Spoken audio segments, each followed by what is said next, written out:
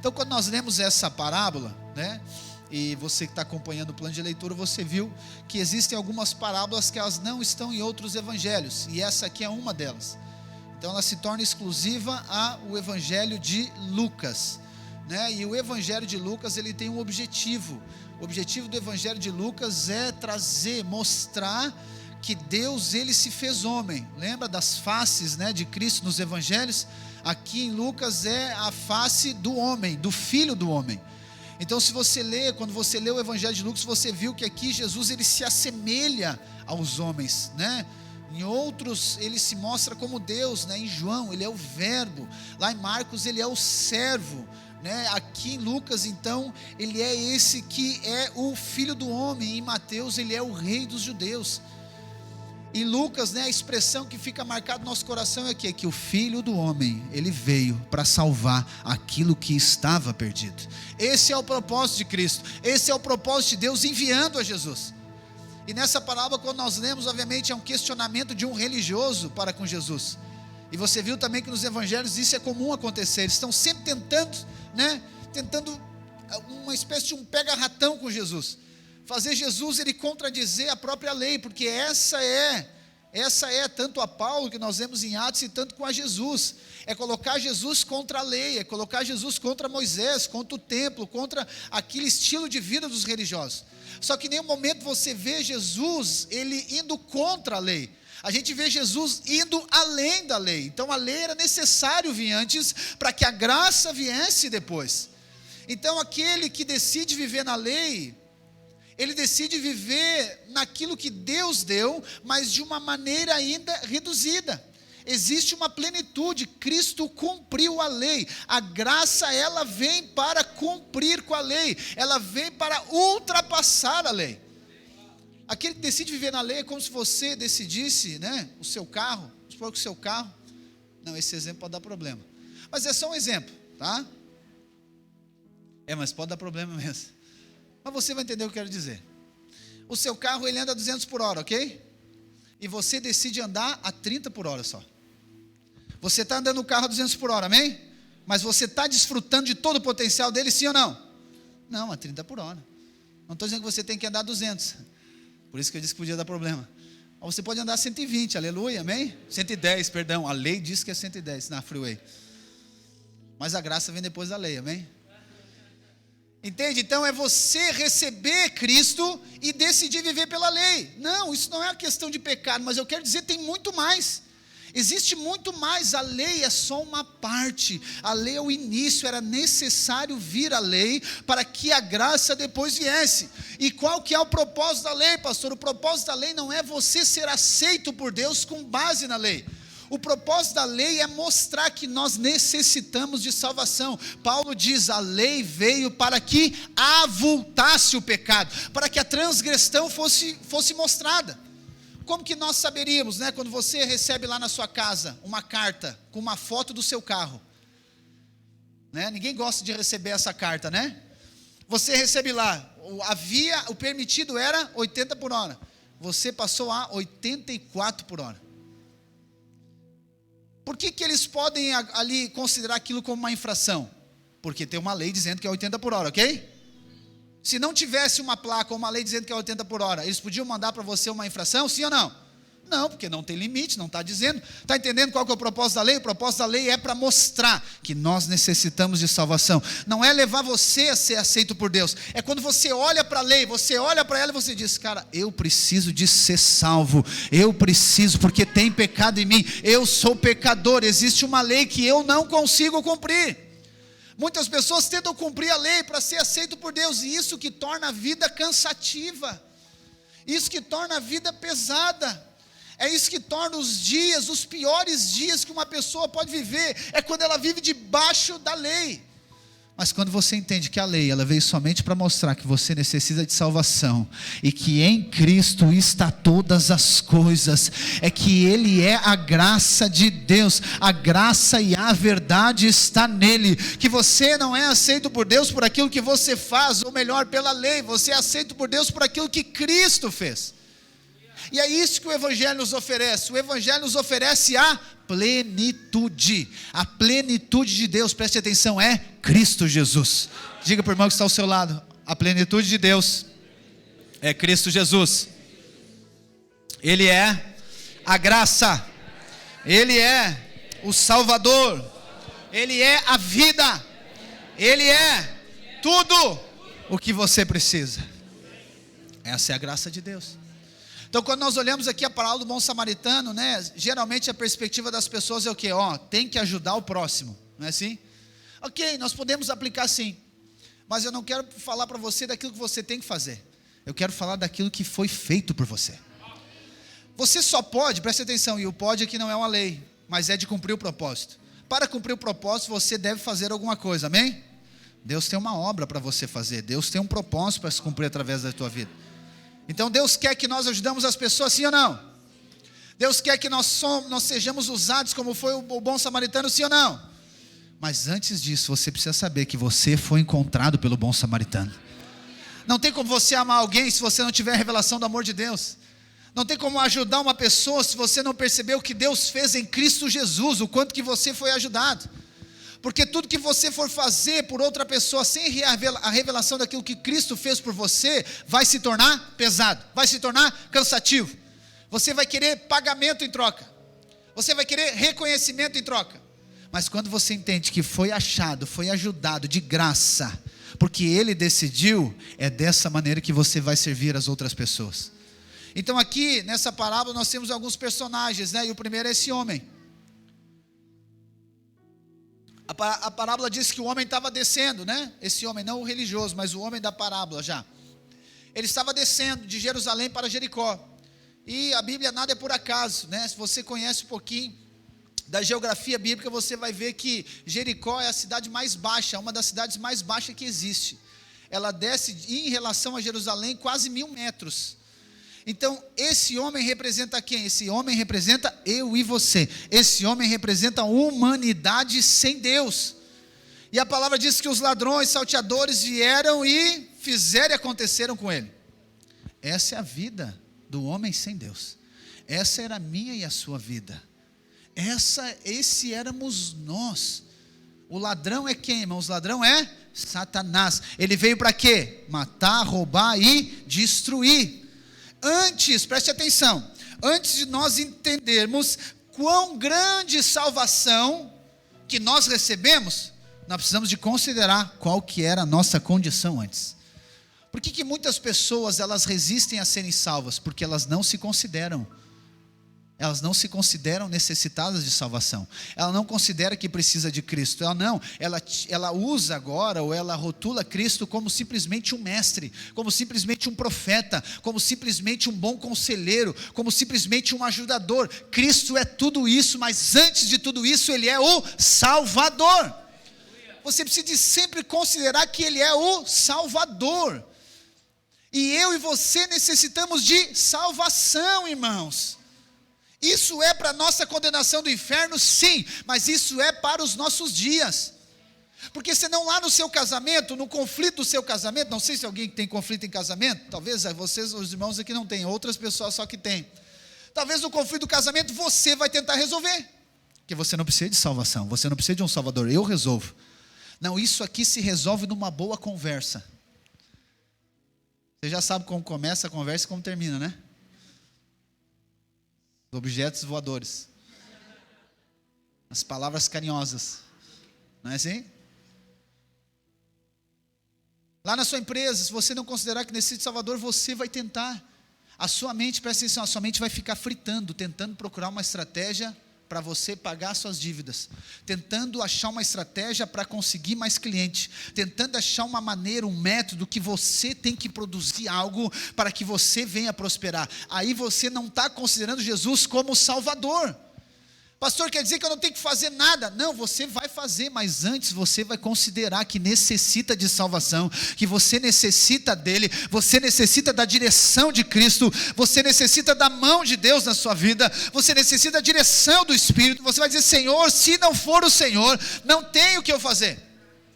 Quanto que uma pessoa que crê em Cristo, filho de Deus, batizado nas águas, vive na vida da igreja há anos, Ele começa a ficar cansado, é porque ele para de considerar Cristo como Salvador. Ele acha que ele tem que resolver. Eu tenho que fazer, eu tenho que produzir, é eu que tenho que resolver isso. Isso aqui não tem nada a ver com Deus, isso aqui tem a ver comigo. Não, engano seu. Ele é o nosso Salvador. Ele salvou você da condenação, Ele salvou você do inferno, Ele fez você filho, mas Ele salva você das tribulações diárias, dos desafios que estão diante de você. Ele salva você das enfermidades que vão vir sobre a sua vida. Ele salva você das crises financeiras que virão diante de você, dos conflitos no seu casamento, dos conflitos na sua empresa. Por quê? Porque Ele é Deus, Ele é o Salvador. Eu vejo muitas pessoas, eles começam a sua vida cristã muito bem, depois eles começam a desanimar. E por quê? Porque isso, eles esquecem só disso. Eles esquecem que Ele é o Salvador. Eles esquecem que é Jesus, o autor e consumador da nossa fé. Eles esquecem que é Cristo, eles acham que é eles que têm que produzir. Eu que tenho que fazer, pastor, se eu não fizer por mim, ninguém faz.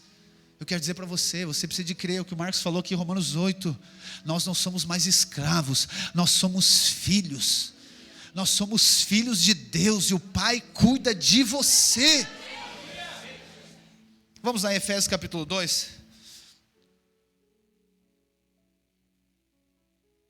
O homem sem Deus, a humanidade sem Deus, é essa aqui que nós lemos. A pessoa está morta. Ela está morta. Ela pode ter uma aparência, ela pode ter ela pode ter bens, ela pode financeiramente estar, mas sem Deus ela é morta. Sem Deus ela é só ladeira abaixo. Sem Deus ela não tem vida. E essa era a nossa condição antes de Cristo. Efésios capítulo 2, versículo 1 diz o quê? Ele lhes deu vida, quando vocês estavam mortos em suas transgressões e pecados, nos quais vocês andaram no outro tempo, segundo o curso deste mundo, segundo o príncipe da potestade do ar, do espírito que agora atua nos filhos da desobediência. Entre eles também, nós todos andamos no passado, segundo as inclinações da nossa carne, fazendo a vontade da carne e dos pensamentos, e éramos por natureza filhos da ira, como também os demais. Mas Deus, diga assim, mas Deus. Oh irmãos, quando Paulo diz isso aqui, ele diz a nossa condição: nós estávamos mortos nas transgressões, nos pecados, nós não tínhamos vida, nós éramos como esse homem aqui da parábola, nós estávamos ali naquela condição deprimente, nós estávamos na depressão, nós estávamos mortos, de nós saía a morte. Mas aí Paulo interrompe, ele diz assim: mas Deus, sendo rico em mim,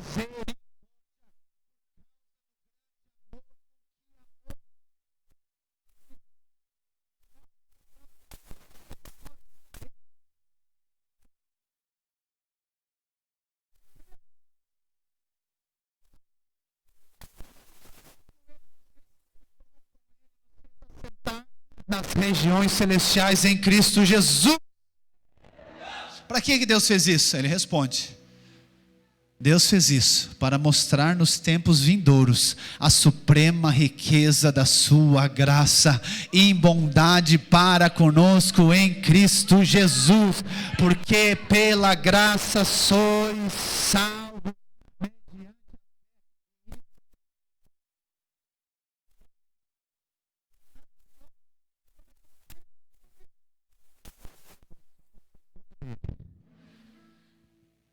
Criados em Cristo Jesus para as boas obras, as quais Deus de antemão preparou para que andássemos nela. Então essa era a nossa condição. Nós estávamos mortos, mas Ele nos deu vida. E aqui na parábola a gente vê que o homem está morto. Ele foi saqueado. E essa é a história da humanidade. Você sabe, Deus não criou o homem para dar errado. Deus criou o homem para expressar a glória dele. É isso aqui na parábola aconteceu lá no jardim do Éden. Nós fomos saqueados lá no Éden, nós fomos tirados do lugar de deleite e de desfrute, porque Satanás nos enganou lá em Adão e Eva. Satanás enganou Adão e Eva e tirou o homem do paraíso.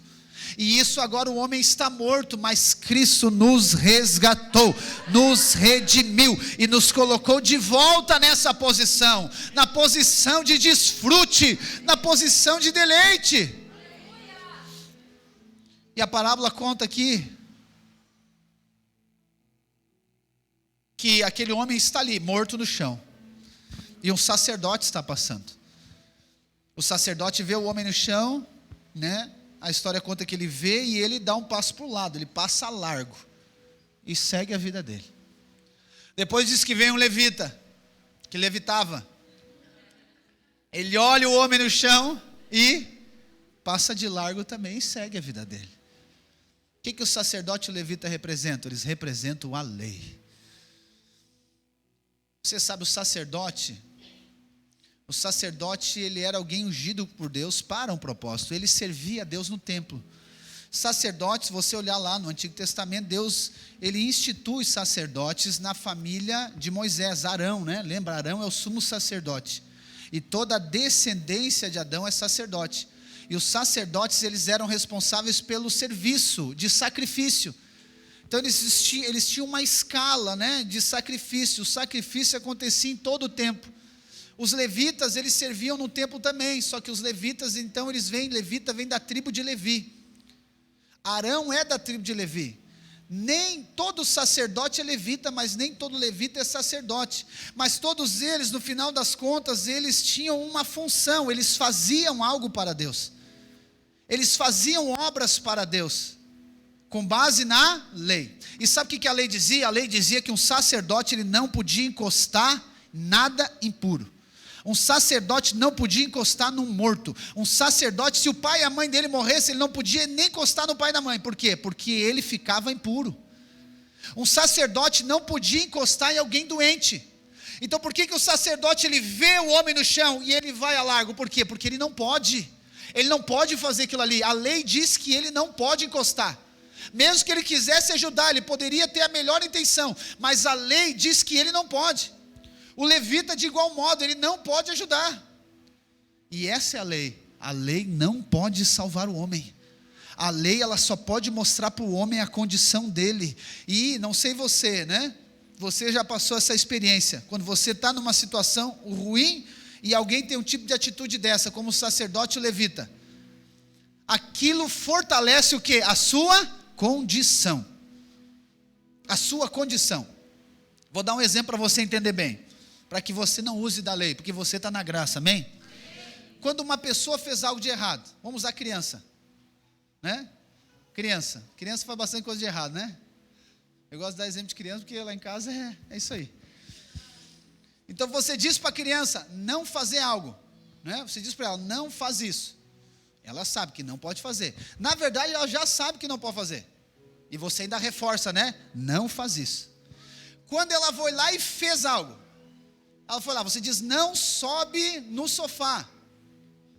Não sobe no sofá, porque tu vai cair e vai bater a cabeça. Não é assim? A gente já profetiza o negócio, né? Ele sabe que não pode subir, e ele sabe que se subir, pode cair e bater a cabeça. Qual que é o final da história? Ele sobe e cai e bate a cabeça.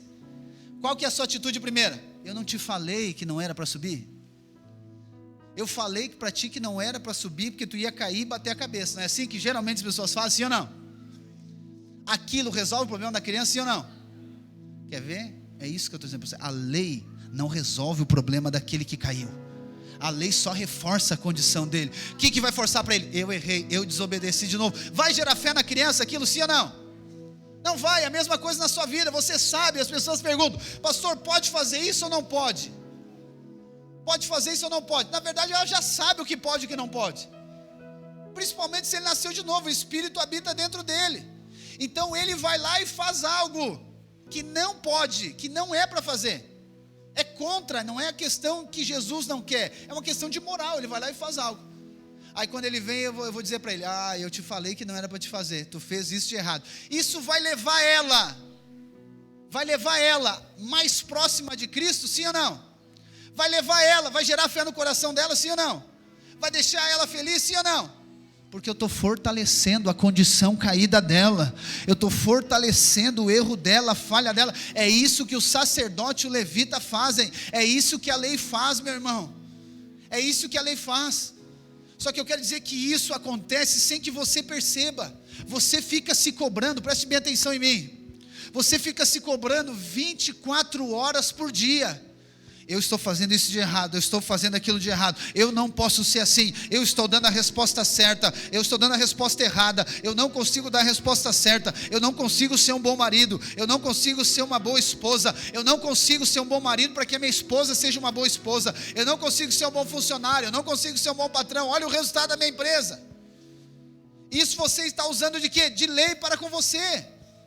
E aí a frustração vem sobre frustração, e você fica como? Como esse homem aqui. Só que eu quero dizer para você, é necessária vir a lei, porque depois da lei vem a graça de Deus. Talvez os piores momentos que você já viveu na sua vida, eles precederam os melhores momentos que você viveu depois. Sabia que o lugar mais próximo de você, o lugar mais próximo de você sair de uma circunstância é a pior situação que você está? Como se diz, né? O fundo do poço é o lugar mais próximo para você sair dele. O fundo é o lugar mais próximo para que você saia, porque lá no fundo do poço, se você clamar somente ao nome de Cristo, Ele resgata você. Então a lei, ela vem primeiro, mas depois vem a graça de Deus. A graça de Deus vem depois. Todos nós, preste atenção, todos nós vivíamos com base na lei.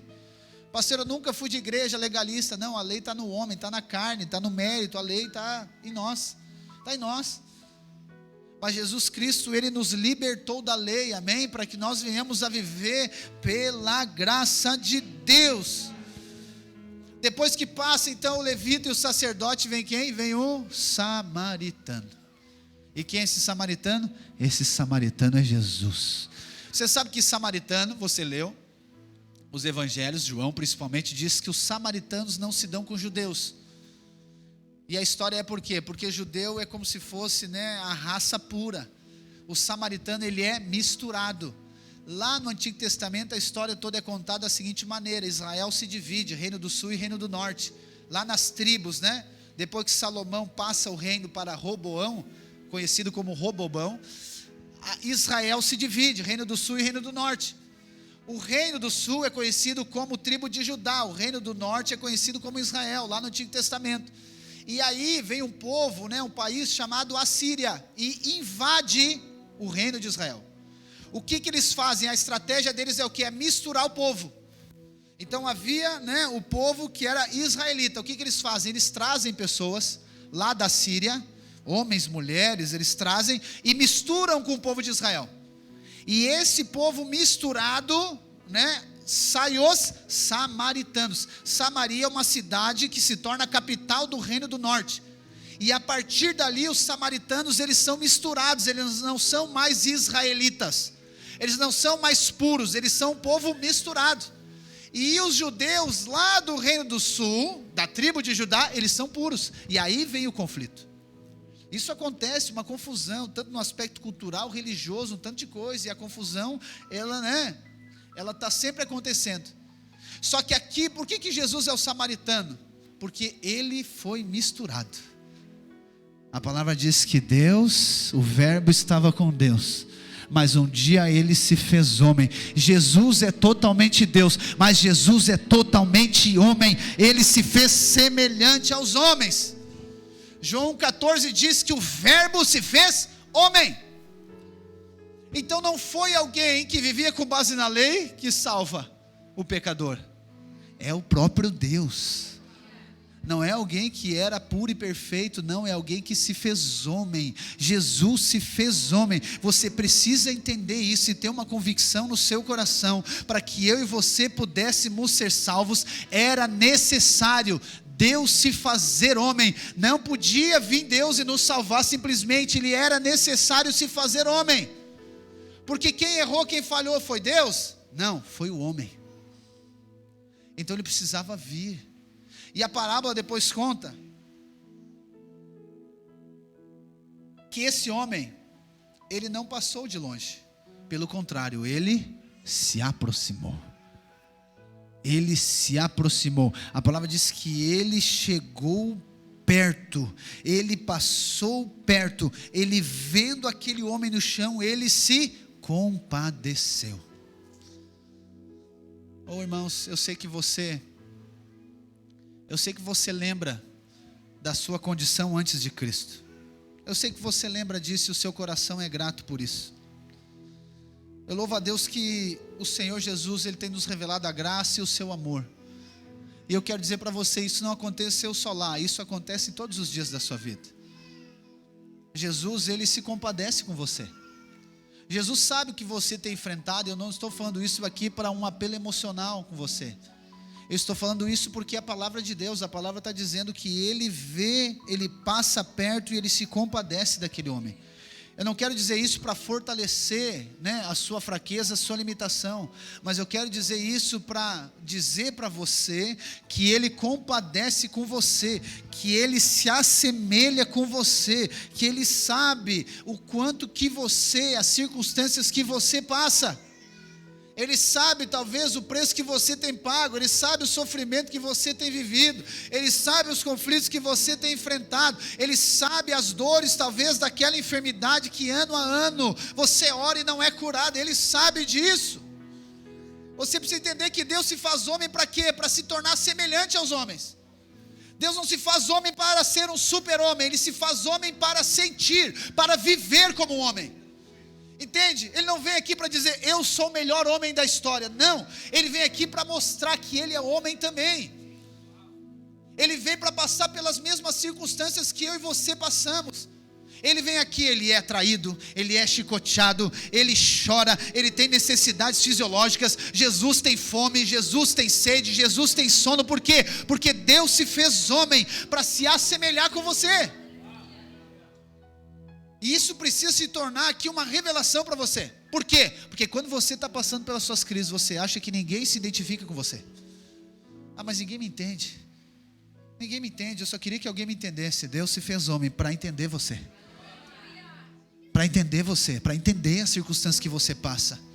Pastor, mas essa dor, eu tenho problema de coluna e é muita dor. Sim, Ele se tornou um homem e Ele sentiu dor para saber o que é sentir dor.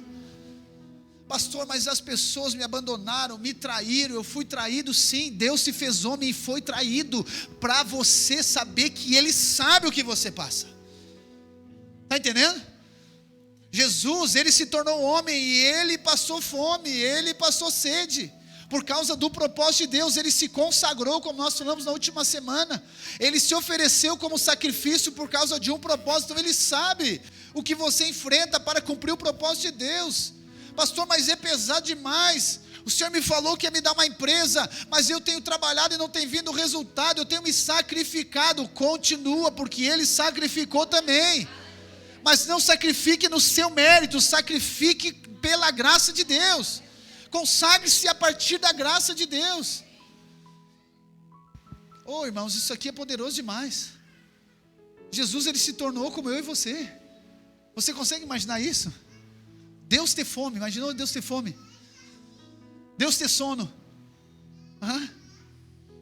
Deus pegar um chicote e virar todas as mesas lá no templo?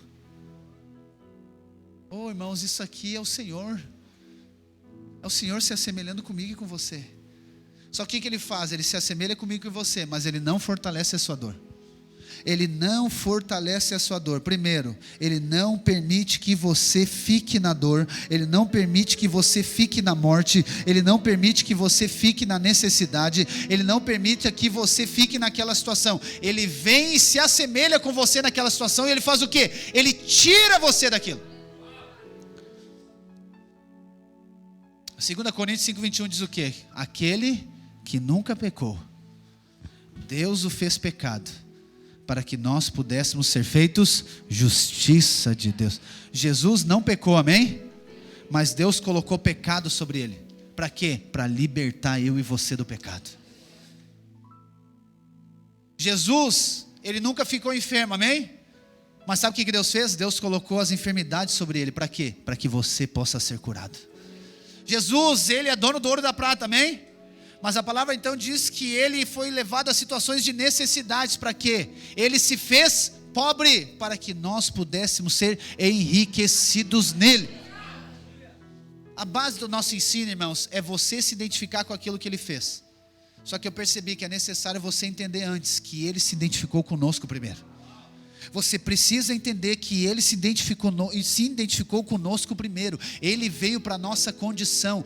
Deus desceu da glória, Deus desceu do trono, Ele tirou a coroa, Ele tirou as vestes, e Ele se fez homem, e como homem, Ele se humilhou, Ele foi humilhado, e a ponto de ir para a cruz, ir à morte, para que eu e você pudéssemos ser salvos, irmãos. Por isso que você precisa, antes de amar as pessoas, você precisa ter revelação o quanto que você é amado. Antes de servir a pessoa, você precisa saber que Ele serviu você. Antes de ajudar alguém, você precisa saber que Ele ajudou você. Antes de resgatar alguém, você precisa saber que Ele resgatou você. Você está se afogando no mar. Como é que alguém vai salvar você de longe? Ele precisa se jogar dentro do mar para salvar você. É isso que Deus fez em Cristo Jesus. Ele veio para a nossa condição, irmãos. Ele veio para a nossa condição. Só que Ele não ficou na nossa condição. Isso aqui que é o poderoso.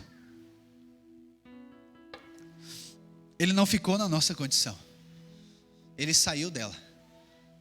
A palavra diz que Ele entrou na morte. Ele ficou na morte, sim ou não? Ele ressuscitou. Nós vemos juntos aqui que nós fomos ressuscitados com Cristo. Pastor, mas por que agora a minha vida está assim? É porque você precisa de crer. Tem um versículo muito interessante que Paulo usa em Romanos 12, nós vamos ler essa semana, que ele diz assim, né? Que nós devemos chorar com os que choram e nos alegrar com os que se alegram, amém? Então isso fala dessa identificação que eu estou falando para você. É muito bom, é muito, né, legal alguém chorar conosco. Chorar, gente, para chorar é muito fácil, não é? É só ir no posto de saúde. Posto de saúde, no pronto-socorro, vai estar lá. Você, né, Claudete sabe. Vai estar lá e você vai dizer, parece que é uma competição, não sei se você repara isso, mas eu sempre reparo. Parece que é uma competição. Geralmente posto de saúde que é aquela consulta marcada, né? Antes que eu não vou no posto, mas eu lembro lá em Osório, eu ia com a Mari, ela estava grávida, sempre tem a consulta marcada, e sempre tinha aquelas senhorinhas, lá de Osório, não daqui, elas de lá eram assim, e era uma disputa para ver quem estava com mais dor. Eu estou com dor de cabeça, não sei, acordei com uma dor de cabeça, vou ter que ver. A outra, mas eu estou com a dor de cabeça e estou com uma dor nas costas ainda. E a outra dizia, não, mas eu estou com dor nas costas, dor de cabeça, e ainda estou com uma dor nesse meu pé que está me incomodando.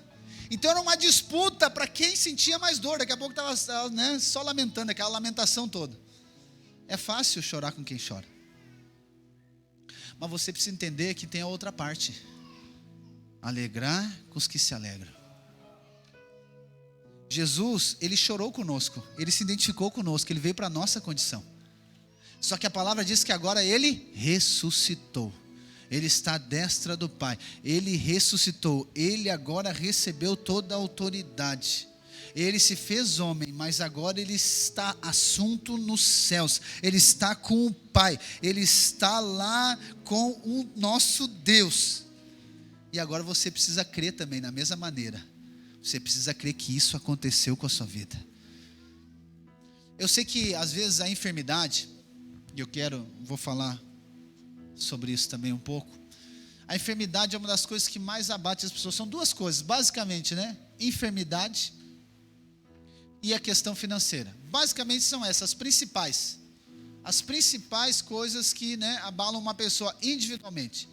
Né? Aí existe a questão familiar, né? A questão que é do casamento ou a questão da empresa, do trabalho. Mas individualmente é isso. Uma pessoa que é enferma, ela fica abatida, ela fica abalada. Ela vai tentando de diversas maneiras, né, vencer aquilo. O que precisa de fazer para isso? Não é assim? Você pode chegar hoje, a enfermidade talvez ainda é a maior de todas, né? Você pode chegar hoje, eu não tenho dinheiro para nada. Mas daqui a pouco alguém da sua família recebe o diagnóstico de uma doença que precisa fazer um exame que é tantos mil reais. Você arruma dinheiro na hora, sim ou não? Por quê? Porque é enfermidade, porque é saúde, tem que resolver. Então é uma das coisas que mais move as pessoas, que mais abate também, que mais deixa a pessoa deprimida, e os filhos de Deus também. Por quê? Porque a palavra está ali, dizendo que Ele levou sobre si as nossas enfermidades. Pastor, mas por que não acontece comigo? A palavra está ali, que Ele se fez pobre para que nós pudéssemos ser enriquecidos. E por que eu não prospero? A palavra está ali dizendo que tudo que eu fizer vai prosperar, mas comigo é o contrário, tudo que eu faço não prospera. E aí vem o conflito, aí vem o abatimento, alguma coisa que eu estou fazendo, ele cai da graça e vai lá para a lei, é o que eu faço de errado. Irmãos, preste atenção, quando você tem saúde, é muito fácil de crer que Ele cura as enfermidades, sabia disso? Quando você tem dinheiro, é muito fácil de crer que Ele prospera você. O desafio de fé é quando você não tem. O desafio de fé é quando você está enfermo e você crê que Ele cura você. O desafio de fé é quando você não tem o valor, você não tem o dinheiro, mas você crê que Ele tem na sua vida. Você crê que Ele é a sua fonte. Aqui que é o desafio de fé. Aqui que é a hora de eu e você nos identificarmos com Ele. E aqui, irmãos, é um confronto que acontece no seu interior, dentro de você. Você, preste atenção, pela fé, é necessário identificar com Cristo, identificar com Ele. Ele não somente se fez pecado, Ele não somente levou as nossas enfermidades sobre Ele, mas Ele fez com que essas enfermidades fossem saradas através das suas pisaduras. Ah, pastor, eu sei que Deus vai me curar, eu sei que Ele pode me curar. Sim, mas isso é muito superficial ainda. Eu quero instigar você a crer. Eu quero instigar você a se apropriar daquilo que já foi liberado para mim e para você, porque o sacerdote passou por nós, o levita passou por nós e nada aconteceu, mas o bom samaritano, o Cristo, o Filho de Deus, o Verbo de Deus que se fez homem, Ele olhou para nós, Ele se identificou conosco, Ele se compadeceu conosco, e Ele se aproximou de nós. Vamos ler Efésios mais uma vez? Efésios capítulo 2, versículo 13. O homem, por causa do pecado, ele está afastado de Deus. Mas Jesus Cristo, Ele vem e resolve o problema do pecado. Ele resolve o problema. Não há mais pecado. Então o homem que estava distante de Deus, agora ele está próximo de Deus. Por quê? Porque o homem fez algo certo? Não, por causa de Cristo. Olha o que Paulo diz aqui em Efésios 2,13. Mas agora, em Cristo Jesus, vocês que estavam longes, por causa do pecado, foram aproximados pelo sangue de Cristo. Nós estávamos longe, mas agora nós somos aproximados. Nós estamos nele, em Cristo Jesus. Nós somos um com Cristo. Você não relaciona com Deus de uma maneira distante. Você relaciona com Deus como um filho relaciona com o pai, por causa de Cristo, por causa do sangue de Cristo. Você agora não é distante de Deus, mas eu e você fomos próximos. Nós somos próximos de Deus. Nós estamos nele. Por isso que eu falei para você que talvez você está carregando um fardo que não precisa carregar. Entregue para Cristo, porque você está próximo dele. Por isso que talvez você não consegue crer que Deus tem cura para a sua enfermidade, porque você ficou muito tempo longe. Agora você está perto. Agora você está perto dele. E agora Deus está fazendo o quê? Ensinando você a viver como filho. Eu sei que para nós é um desafio. Eu estava conversando sexta-feira, pastor Adoraldo, nós estávamos falando das nossas histórias de vida, né, em relação à paternidade. E a gente se identifica muito, né? Eu falei do meu pai e ele falou do pai dele, que nós conhecemos e nunca conhecemos, aquele choro de órfão, né? Nós começamos a falar, meu pai assim, e ficou aquela, né? E aí nós estávamos falando que o desafio é depois, né? Ele também teve um padrasto depois, eu também tive. Só que é muito desafiador depois você viver como filho, se você não tinha pai. Não sei se alguém aqui já passou por essa experiência, é desafiador. Você não tinha, você não sabe como é que é ter, ok? Então eu tinha alguns, né, irmãos que eram filhos do meu padrasto, e eles diziam, por que tu não chama o pai de pai? Eu disse, porque não sei. Eu não consigo. Tá, mas por quê? Mas ele não é teu pai? Eu disse, não, ele é o meu pai, mas eu não consigo chamar de pai. É porque eu fiquei muito tempo sem ter pai. E quando eu tinha pai, eu não sabia chamar de pai. E isso acontece conosco em relação a Deus. Nós ficamos muito tempo afastados de Deus. Nós ficamos muito tempo sem saber que nós tínhamos um pai que nos ama. E agora nós temos dificuldade de viver como filho, de saber que nós temos um pai que nos ama, que está próximo de nós, que não está distante. E aí agora a gente vive nesse conflito, mas eu quero dizer para você, eu e você fomos aproximados por Deus por causa do sangue de Jesus. Depois que você crê que Ele aproximou você, aí você se aproxima, está lá em Hebreus 4,16. Quando você crê que agora você aprendeu a ser filho, você aprendeu agora que tem um pai, você aprendeu que Ele está ali, que está próximo de você. Agora o próximo passo é você se aproxima dEle. Ele se aproximou de nós. Como eu falei para você, o samaritano que veio até o homem caído. Mas agora esse homem caído foi colocado de pé. Esse homem caído recebeu vida, e agora esse homem caído que se aproxima, ele veio me resgatar. Depois que ele me resgatou, eu me levanto agora e ando com ele. Ele que me amou, depois que ele me amou, eu agora que amo ele.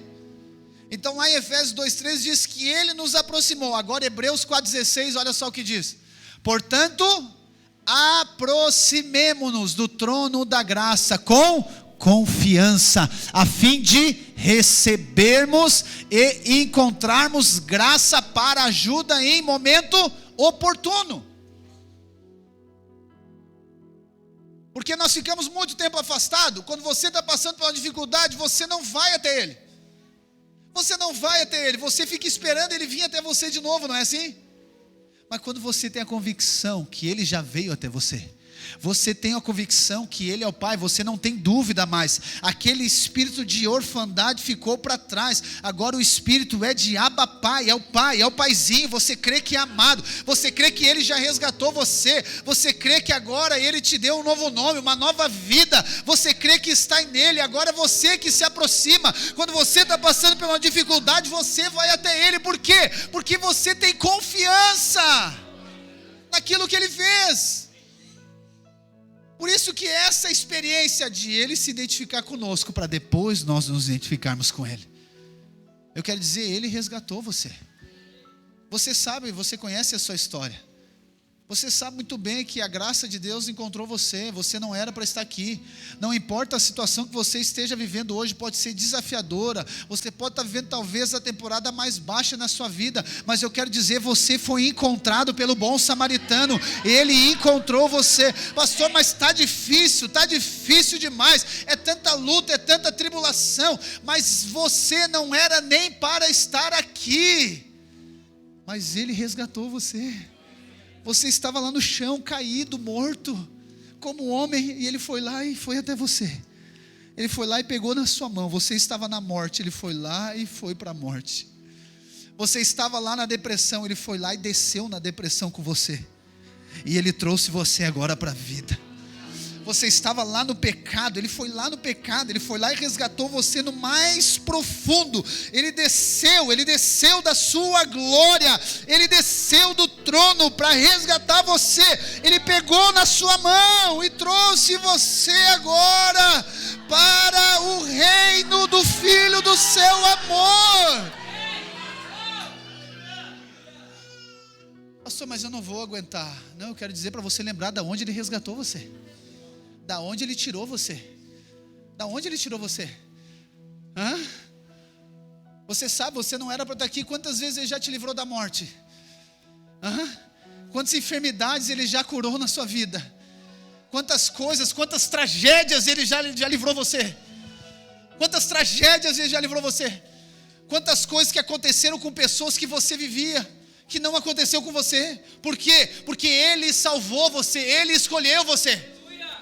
Pastor, mas o desafio está grande, mas lembra o que Ele já fez, lembra de onde Ele tirou você. Pastor, o meu casamento está um conflito, mas lembra, você não era nem para ter casamento. Pastor, a minha empresa está muito difícil, não avança. Sim, você não era nem para ter empresa. Nós estávamos mortos, sem vida, não tínhamos nada. E Ele nos resgatou. Eu quero dizer o que Ele não pode fazer na sua vida. É uma enfermidade que vai abalar você? É uma crise no seu casamento que vai abalar você? É uma crise financeira que vai abalar você? É um sentimento de condenação que vai abalar você? Não, Ele se fez pecado para que nós pudéssemos ser feitos justiça. Agora você pode se aproximar dEle, meu irmão. Você pode se aproximar com confiança, dizendo: Pai, eu preciso disso. Pai, está difícil essa situação, está complicado, Senhor. E Ele vai dizer: meu filho, eu sei, porque eu estive já no teu lugar. Eu estive lá. Jesus fala isso, né, no livro de João, lembra? Ele diz: no mundo passareis aflições, mas tem de bom ânimo, porque eu venci o mundo. Eu venci o mundo. O problema, preste atenção, e aqui eu vou partir para o final. O problema muitas vezes é que nós queremos ficar caído. Nós queremos ficar caído. É porque é muito mais fácil, né, eu falar da dor.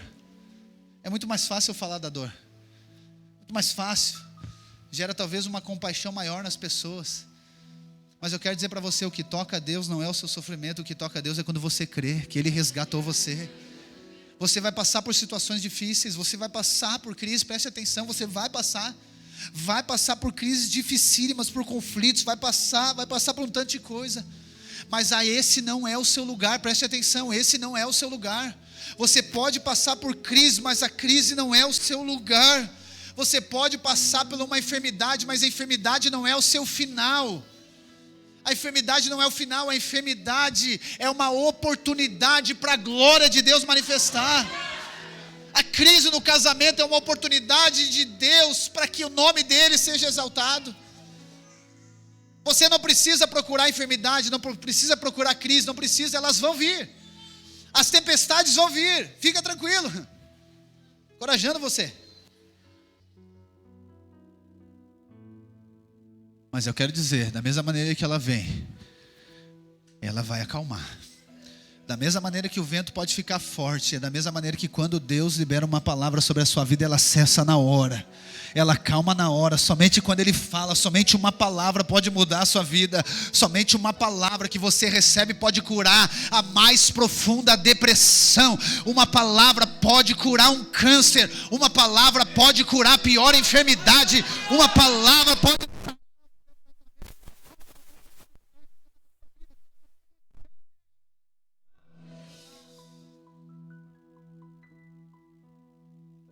Mateus capítulo 11, versículo 5.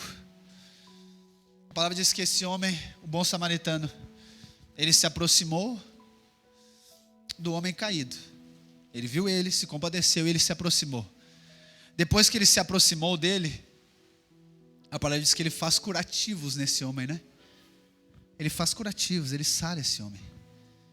E o Senhor tem colocado essa palavra no meu coração sobre isso. Que Deus, Ele enviou o seu Filho para salvar, não para condenar, amém? João capítulo 13, versículo 17 diz isso. O Filho do homem veio para salvar o mundo, não veio para condenar. O Filho do homem ele não veio para gerar enfermidade, ele veio para curar as enfermidades. O Filho do homem ele não vem, a lei que ela traz a transgressão, mas ele é a graça, ele traz a cura, ele traz a vida, ele traz a salvação, é isso que ele faz. Eu quero dizer que você está diante, né, de viver algo que você nunca viveu. Nós como igreja estamos diante de viver algo que nós nunca vimos e vivemos antes. Porque o Filho do homem veio para curar. O Filho do homem veio para salvar. Jesus quando vem, João é o último profeta, né, da lei. João é o último. E ele precisava de vir, né? Eu falei para você aqui um dia já. Era necessário João Batista vir para anunciar Jesus Cristo. Era necessário a lei vir, para quê? Para que a graça se apresentasse. Era necessário. E quando Jesus vem, João Batista anuncia Jesus. E João Batista então tinha os seus discípulos. E os discípulos de João Batista eles ficam meio perdidos. Porque João Batista ele é preso, né, por denunciar o pecado de Herodes lá, com a cunhada dele. Ele é preso. E aí os discípulos de João ficam ali preocupados. Tá, mas agora o que a gente faz? Segue com João e vai atrás de Jesus. E o próprio João João que anunciou Jesus, ele fica meio assim, cara, mas será que é ele mesmo? Olha só o que o texto diz, Mateus 11, versículo 5.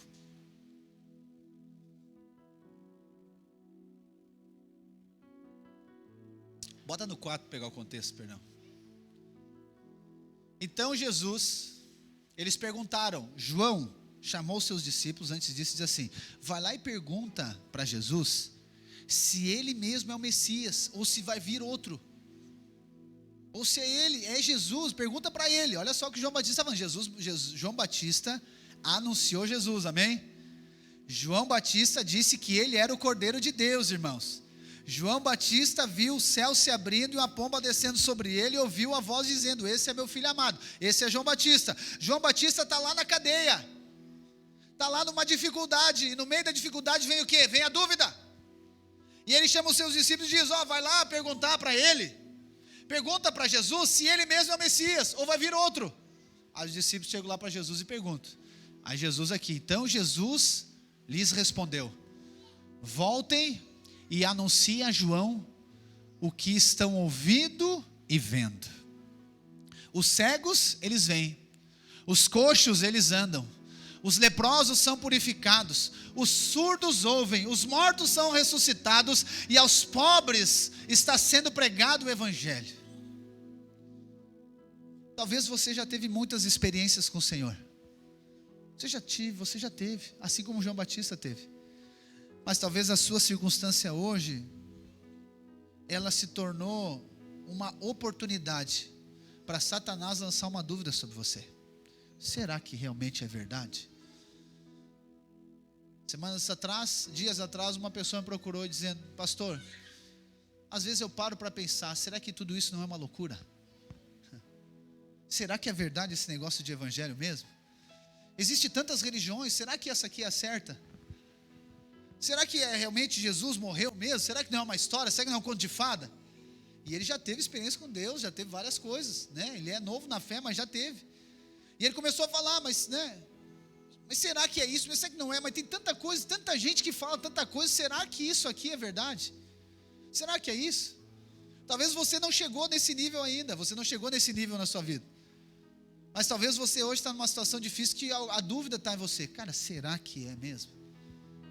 Primeiro você não duvida do Evangelho, primeiro você duvida da igreja, né? Será que essa igreja é certa para mim? Será que esse pastor está falando a verdade? Ou acontece lá no casamento, será que essa mulher é a mulher que Deus tem para mim? Às vezes é lá no seu trabalho, será que realmente é esse trabalho que Deus tem para a minha vida? Será que é essa cidade que Deus tem para mim morar? Ou será que é Santa Catarina? A dúvida vem por quê? Porque a condição é difícil, é dificuldade, é tribulação, é ventania, é tempestade, e a dúvida ela vem, ela começa a minar o seu coração. Só que eu quero dizer, preste atenção, isso aqui é uma estratégia maligna, para abalar a sua fé. Só que Jesus não diz para os discípulos de João, diz, cara, onde é que vocês estão com a cabeça? Como é que vocês, Jesus, não. Irmãos, por isso que eu amo a graça de Deus. Jesus não usa a lei para repreender eles, Jesus diz, então tá, faz o seguinte, vamos olhar o mover que está acontecendo. Aí Jesus diz, os cegos estão vendo, os paralíticos estão andando, os leprosos estão sendo curados, os surdos estão ouvindo, os mortos estão sendo ressuscitados, e o evangelho está sendo pregado. Então vai lá e fala para João. Jesus não diz para eles, vai lá e diz para João que eu sou mesmo Jesus. Ele não diz, ele só diz, olha os frutos, olha os sinais, olha o que está acontecendo, veja o que está acontecendo. Na virada do ano eu ministrei para os irmãos aqui, disse que nesse ano Deus iria trazer alguns sinais sobre a sua vida. O sinal às vezes não é uma necessidade sua, o sinal não é sobre você, o sinal é sobre Ele.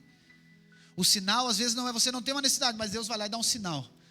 Jesus vai lá e dá um sinal, Ele mostra, eu estou aqui, eu sou Deus, eu sou o Messias, eu sou o Salvador, eu sou aquele que cura, eu sou aquele que sara, eu sou aquele que prospera, eu sou o pão vivo que desceu do céu, eu sou Emanuel, Deus conosco, eu sou todo em todos. E assim como esse homem que estava caído, ele foi curado. assim você vai ver muitas pessoas sendo curadas daqui para frente, porque Ele decidiu curar, Ele decidiu fazer. Muitas pessoas, elas não são curadas, sabe por quê? Eu vou falar sobre a cura semana que vem especificamente. Muitas pessoas não são curadas por quê? Porque a base delas crer na cura é a lei. Muitos cristãos, filhos de Deus, eles não são curados, e aí eles ficam com o coração pesado. O que eu estou fazendo de errado por eu não ser curado? Até que ela desista de receber a cura. Não é conquistar, é receber. Então ela fica tentando merecer a cura, ela fica tentando fazer tudo certo, ela fica tentando achar que é ofertar, dizimar, achar que é orar, achar que é jejuar que vai levar ela a ser curada. Não, nada que você faça, preste atenção, não é o que você faz, é o que Ele fez, é você receber aquilo que está pronto, já está pronto, você já é sarado, você já é curado, por causa das pisaduras dEle. O que eu preciso de fazer, pastor? Creia, somente creia que Ele entregou-se por você. Somente creia, aplique essa fé. A palavra diz então que na parábola Ele faz os curativos, Ele cura essa pessoa. E diz que Ele usa algo ali, né? O óleo e o vinho. O óleo e o vinho são símbolos também na Bíblia, né? Prioritariamente o óleo ele aponta para o Espírito, para a unção do Espírito. O vinho ele vai apontar para uma transformação. Essa palavra vinho aqui, ela quer dizer vinho novo.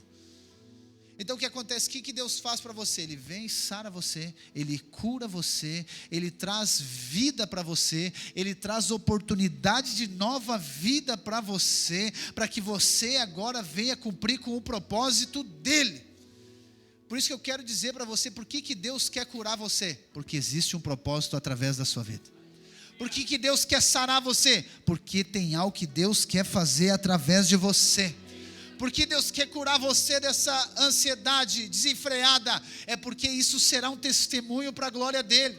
Por que Deus quer curar você dessas dores que você nem sabe o que é? Porque isso será um testemunho da glória dEle. Por que Deus quer curar, tirar você desse desânimo, dessa opressão? É para que a glória dEle seja manifesta. Por que Deus quer restaurar o seu casamento? É porque o nome dEle seja exaltado. Por que Deus quer que a sua empresa prospere? É para que o nome dEle seja glorificado. Por que Deus quer curar você dessa artrite? É para que o nome dEle seja exaltado. Pastor, mas eu tenho orado há tantos anos. Mas talvez você nunca creu como creu agora, como vai crer agora. Talvez você nunca tinha visto o sinal. Você vai começar a ver sinais, e esses sinais vão gerar fé na sua vida. Para finalizar a parábola aqui, a palavra diz que ele então, o samaritano, ele curou, fez o curativo, o azeite, o óleo, e ele pegou ele agora. Ele pegou esse homem que estava caído, ele levou ele para algum lugar. A palavra diz que ele levou para uma hospedaria.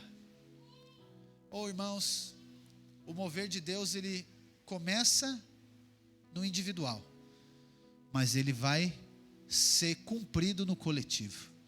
A hospedaria aqui, ela aponta para a igreja. Aquele homem estava caído, estava morto. Deus e Jesus ressuscitou ele, fez dele um filho. E o que ele faz agora com os filhos? Ele traz os filhos para a família. E aqui é outro ponto que você precisa de considerar. O propósito de Deus só vai ser cumprido na sua vida quando você viver em família. O propósito de salvação, a salvação é individual, amém? Mas o propósito é na família. O propósito é na família. Você não vai conseguir sozinho.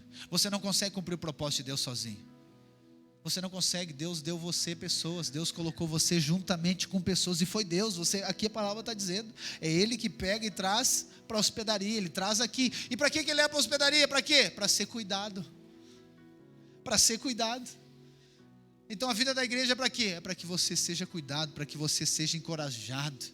é para que você seja fortalecido, é para que você seja amado, é para que você seja servido, mas é para que você também sirva, é para que você honre, é para que você veja o compromisso de Deus através das pessoas, e é para que você também se comprometa com as pessoas, é para que você ame e seja amado, é para que você sirva e também seja servido. Essa é a vida da igreja, é ali que você vai cumprir com o propósito de Deus. E para finalizar, a parábola diz que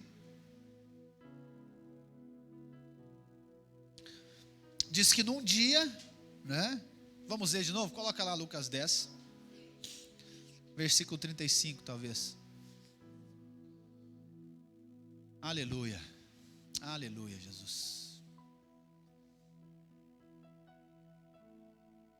Então, num dia ele resgata esse homem, ok? Aí diz no 35, no dia seguinte ele separou 2 denários, diga 2 denários, e os entregou ao hospedeiro, dizendo: cuide deste homem, e se você gastar algo a mais no cuidado dele, farei o reembolso quando eu voltar. Oh, irmãos, Jesus nos salva, Ele nos torna filho e nos coloca numa família, e depois Ele nos colocar na família, Ele diz: eu vou voltar. O maravilhoso é que a história bíblica, ela se resume em 3 dias, né? A sexta ao domingo. Primeiro dia, a morte. No terceiro dia existe a ressurreição. A palavra diz que ele deu 2 denários, né? Você já leu lá em Mateus, que os denários, eles são o salário, um denário é o salário de um trabalhador de um dia. Então 2 denários é o salário de 2 dias. Lá em Pedro, o apóstolo Pedro diz que para Deus, um dia, ele é como se fosse, um dia é como se fosse um ano, e um ano é como se fosse 1000 anos. Então aqui, profeticamente, Jesus está dizendo: eu vim, eu salvei, eu vou deixar a família aqui, mas um dia eu vou voltar. A palavra diz que no terceiro dia ele ressuscitou.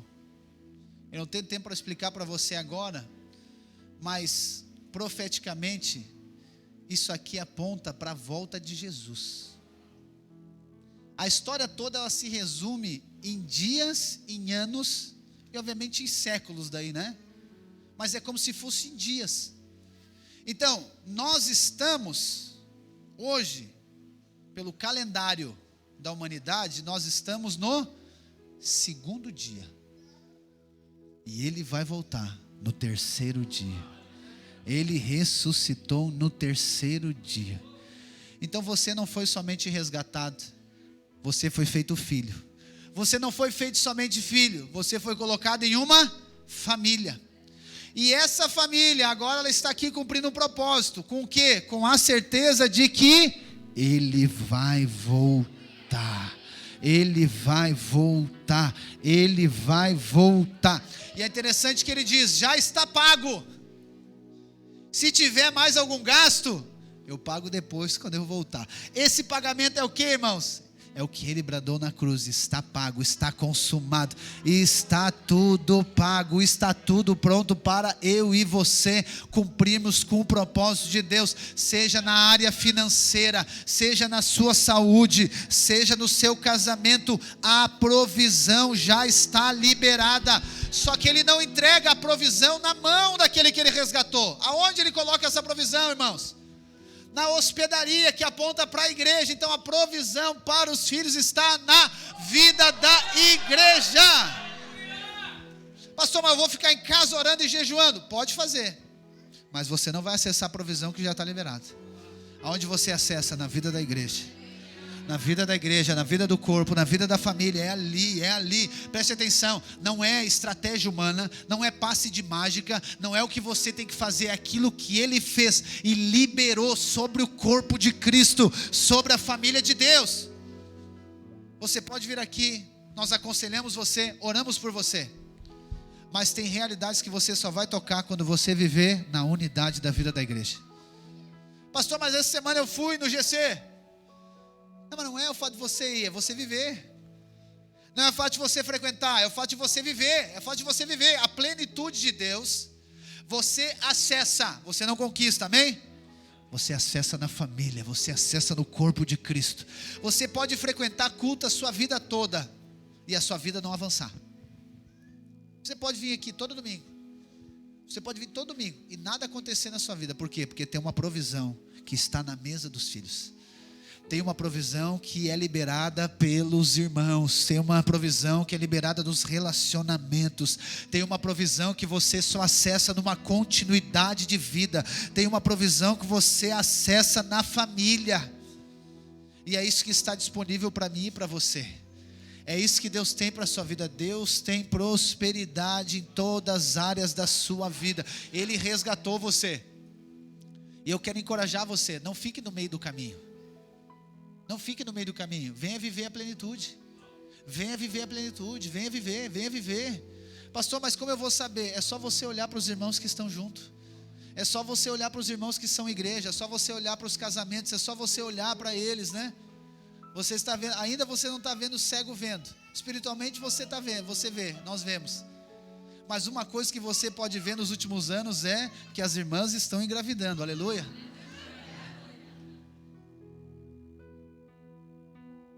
Isso é prosperidade, isso é frutificação. É isso que eu quero que você viva. Não é para você assistir, é para você viver junto. É para você estar disponível para você. Venha viver junto.